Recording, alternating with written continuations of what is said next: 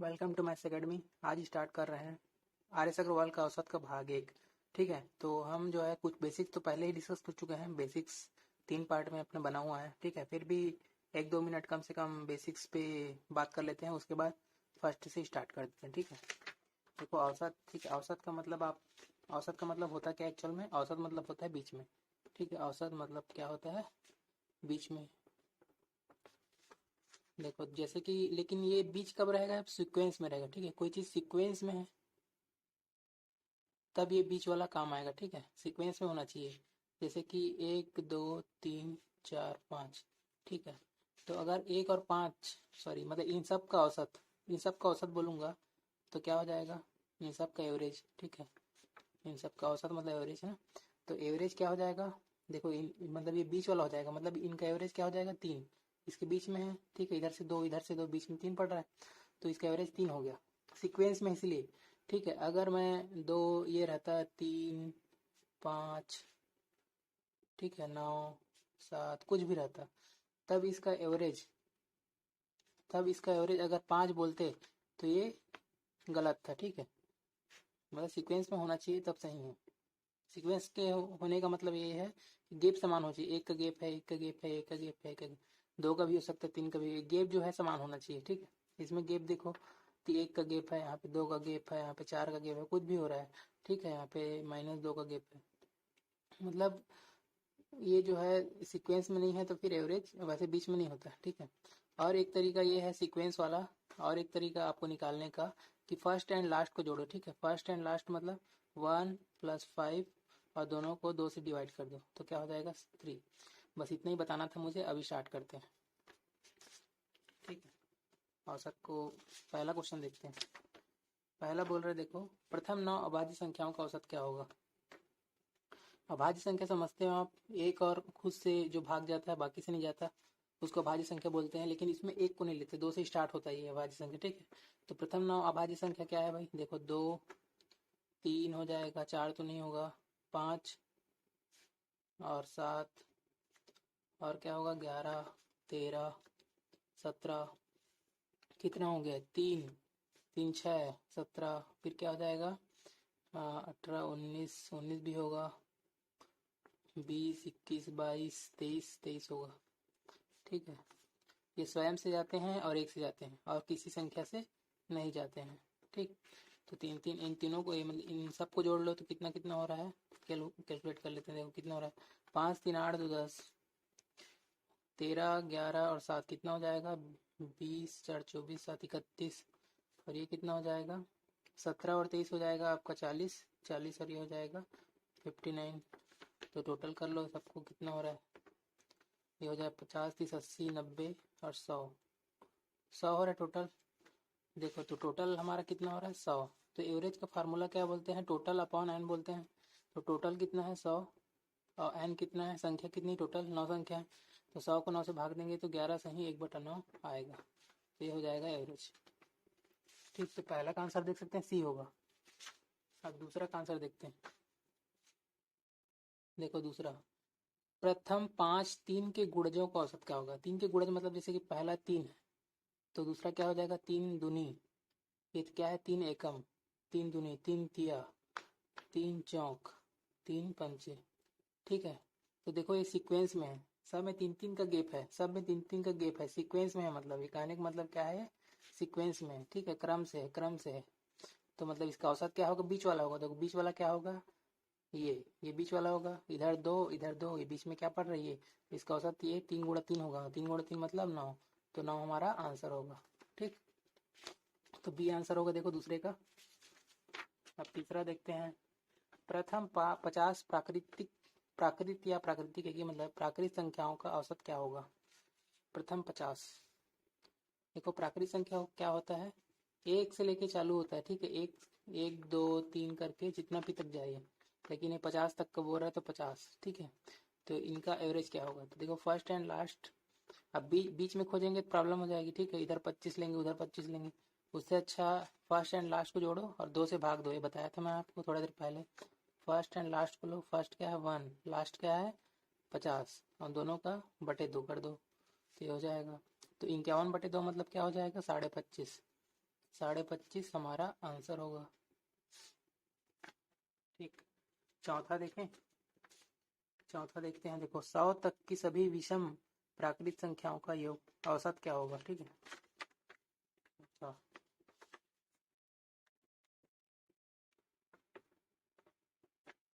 देखो 100 तक की सभी विषम विषम में बोल रहे थे, मतलब देखो विषम जैसे कि स्टार्टिंग किससे होगा 1, उसके बाद 3, उसके बाद और उसके बाद 5, उसके बाद 7, ऐसे करके विषम तक जाएगा। मतलब 100 तक बोल रहे तो 100 तक में देखो 100 नहीं है क्योंकि 100 सम है, तो उसके बदले क्या आ जाएगा 99 आ जाएगा। ठीक है, तो इन सब का क्या हो जाएगा औसत। तो देखो ये भी सीक्वेंस में है। ठीक है, दो दो का गैप हुआ है सब में, तो ये सीक्वेंस में क्रम से है। मतलब औसत क्या हो जाएगा एवरेज। एवरेज बराबर क्या हो जाएगा फर्स्ट और लास्ट बटे 2। तो कितना 100/2 मतलब 50। 50 हमारा आंसर हो जाएगा। ठीक, देख सकते हैं आपका सी आंसर होगा फोर्थ का। अब फिफ्थ में आ जाइए। फिफ्थ क्या बोल रहा है। फिफ्थ बोल रहा है 100 तक की सभी सम प्राकृत संख्याओं का औसत क्या होगा। देखो यहाँ पे विषम बोल रहा था, अब इसमें सम आ गया तो सम वाला कर लेते हैं।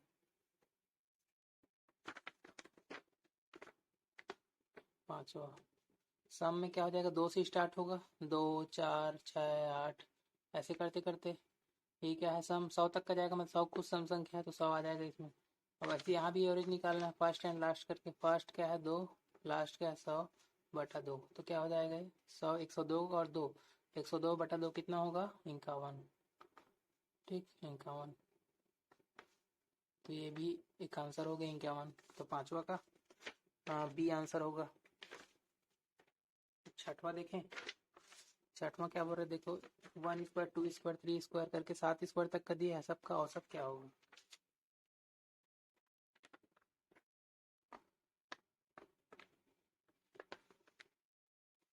देखो 1 स्क्वायर 2 स्क्वायर 3 स्क्वायर, वैसे कहाँ तक का दिया है 4 स्क्वायर 5 स्क्वायर 6 स्क्वायर और 7 स्क्वायर।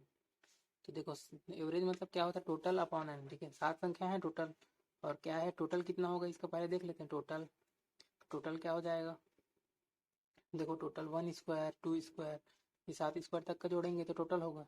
देखो स्क्वायर का जोड़ने में आपको फार्मूला पता होना चाहिए। ठीक है, फार्मूला नहीं याद है तो बेसिक्स में आप मैं बताऊंगा उसको देख लेना एक बार।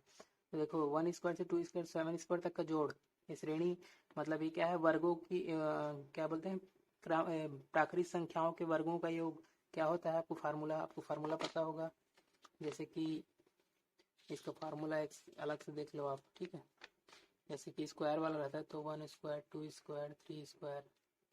ठीक है, ये n स्क्वायर तक का जाएगा तो इसका फार्मूला होता है n+1 2n+1/6। ये फार्मूला होता है टोटल जोड़ टोटल। ठीक है, तो वही फार्मूला यहाँ पे लगा देंगे। देखो n कितना है, n कितना है 7 है। ठीक है, 7 पद है इसलिए 7, और n+1 मतलब 7+1 कितना हो जाएगा 8, और 2n+1 मतलब 7 दूनी 14 15/6 ये टोटल हुआ। ठीक है, तो देखो ये टोटल हुआ, लेकिन एवरेज के लिए क्या करते हैं एवरेज बराबर क्या होता है टोटल अपॉन एन। तो देखो टोटल कितना है 7 × 8 × 15/6, और एन कितना है एन मतलब संख्याएं कितनी टोटल 7 संख्या है। 7 7 से 7 कट गया, और ये 15 8 120 120/6 मतलब 120/6 मतलब 20, तो आ जाएगा एवरेज आपका 20। देख सकते हो आप छठवें का आंसर बी होगा। अब सातवां में आ जाते हैं। सातवां क्वेश्चन बोल रहा है n+1 n+2 n+3 n+4 और n+5 का एवरेज क्या होगा।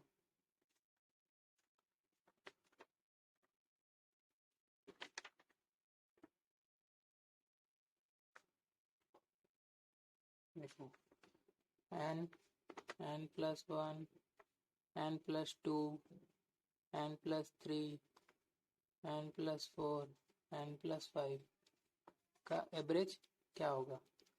तो इसका एवरेज क्या होगा बताइए आप खुद, क्योंकि देखो बीच एवरेज मतलब बीच में होता है। देखो सीक्वेंस में है ना, एक एक का गैप है सब में। देखो एक एक का गैप है, मतलब चीजें क्या है सीक्वेंस में है। तो सीक्वेंस में होता है तो हम बीच वाला उठा लेते हैं एवरेज। तो बीच वाला उठाएंगे तो क्या हो जाएगा? तो देखो बीच वाला कैसे होगा, कितने पद हैं, 1 2 3 4 5 6, 6 पद हैं।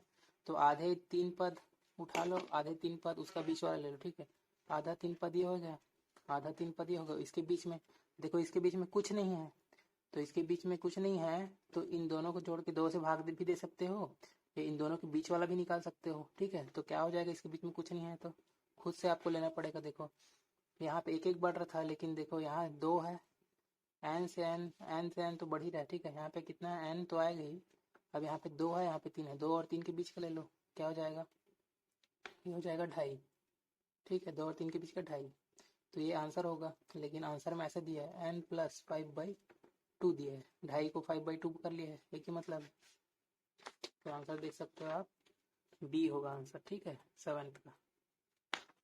अब 8th पे आ जाते हैं। 8th में देखो ए बी सी के एवरेज m दिया है, और ए बी बी सी सी ए तीनों को जोड़ने पे 0 आ रहा है, और a² b² c² का एवरेज पूछ रहा है आपसे। 8th में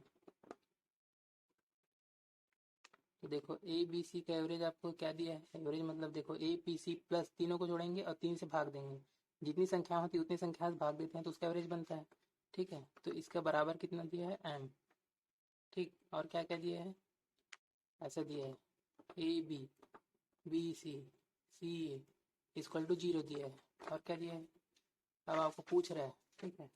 आपको पूछ क्या रहा है, a² b² c² का एवरेज मतलब इन तीनों तीन से भाग देंगे तो यहाँ पे क्या आएगा, ठीक है। तो यहाँ पे देखो ये हमको 0 दिया है, तो 0 से 0 बनाने की कोशिश किया करोगे तो इधर 0 दिया है, मतलब यहाँ पे क्या क्या 0 होगा, ए बी सी में क्या क्या 0 होगा जिससे कम ये 0 बन जाए। देखो अगर मैं सी को 0 लूंगा तो नहीं बनेगा, ए भी बन जाएगा यहाँ पे। तो यहाँ पे कम से कम 2 चीज को 0 लेना पड़ेगा, ठीक है। यहाँ पे ले लो बी को 0 ले लो और सी को 0 ले लो, ठीक है। तभी ये टर्म्स जो है 0 हो पाएगा। तो बी और सी 2 0 होंगे, ठीक है। यहाँ पे बी 0 रख दो तो ए भी 0 हो जाएगा, और सी ए को 0 करने की कोशिश मत करो, नहीं तो पूरा हर चीज में 0 आएगा तो मतलब ही क्या होगा, ठीक है। अब देखो बी और सी 0 हो गया, ठीक है। तो ये हमारा 0 हो गया, ये हमारा 0 हो गया, ठीक है। तो क्या हो जाएगा, a/3 बराबर m, a/3 बराबर m। तो a का मान कितना आ गया, 3m, ठीक है। तो यहाँ पे आप पुट कर दो, आप ये पूछ रहा है आपसे इसका टर्म्स क्या होगा। तो बी सी 0 किए हैं तो इसका वैल्यू पूरा 0 हो जाएगा, स्क्वायर भी है तो a² है तो 3m का स्क्वायर हो जाएगा, और ये 3 बचा नीचे। तो 3 का देखो ऊपर क्या हो जाएगा, 9m का स्क्वायर बाई 3, तो 3 3 9, तो कितना हो जाएगा आंसर, 3m का स्क्वायर, ये आंसर होगा। तो देख सकते हैं बी आंसर होगा 8वें का। अब 9वां देखते हैं।